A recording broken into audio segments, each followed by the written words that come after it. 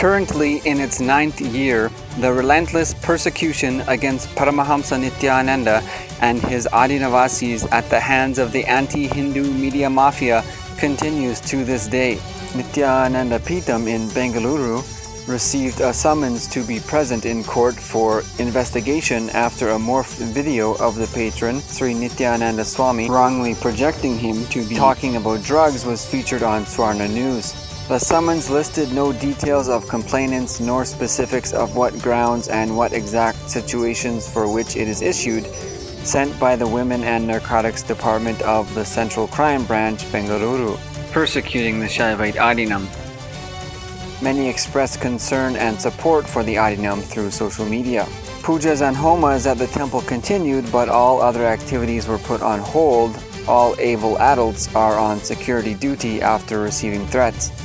Many residents took to social media asking for justice to the persecution and expressing fear for their safety and for their lives. The international community in the Aadheenam were reaching out to consulates of United States, Canada, Australia, Malaysia, and various other countries, as well as the United Nations, seeking protection and refuge. Paramahamsa Nithyananda is the first and only Hindu guru to have survived the targeted attacks by the nexus of mafia hinduphobes, and his organization is now flourishing.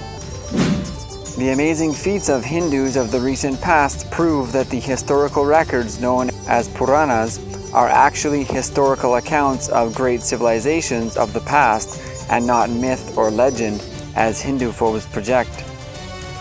Even as these civilizations were almost completely decimated from the face of the earth, they were able to create magnificent and impossible by today's standards stone temples. Each stone monument represents several magnificent aspects of the civilization and leaves us today completely baffled as to how they did it. Tanjore Temple, where did the stones come from? 1,000 years and it still is not leaning. Gomateshwara, where did they find this rare white stone 50 feet tall, and how did they get it to the top of a hill? The Iron Pillar of India, how is it not rusting or eroding after 1600 years? And the accompanying minaret tower, how did they build it so tall? Warangal Fort, how did they carve such a perfect cylinder? Hoysaleshwara Temple, how did they carve so tiny?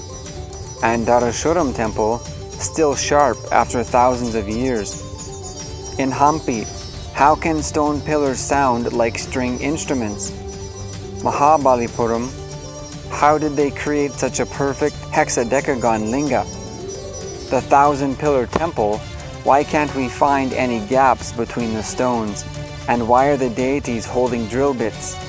The Kailash temple, how did they carve 30-meter towers out of solid rock face? And what other great sciences did they leave behind that we have yet to rediscover? What superpowers our ancestors must have had to create such impossible stone structures, even as their civilization was becoming decimated and extinct? Then why are Hindu gurus and Hindu traditions still under attack today? Hinduism is not just for Hindus, it is for all beings on the planet to experience fulfillment.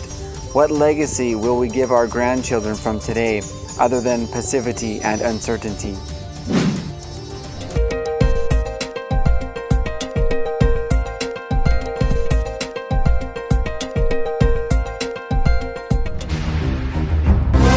You are Hindu when you have a God who reassures you. Dharma samsthapanarthaya sambhavani yuge yuge. In order to re-establish dharma, I will incarnate again and again.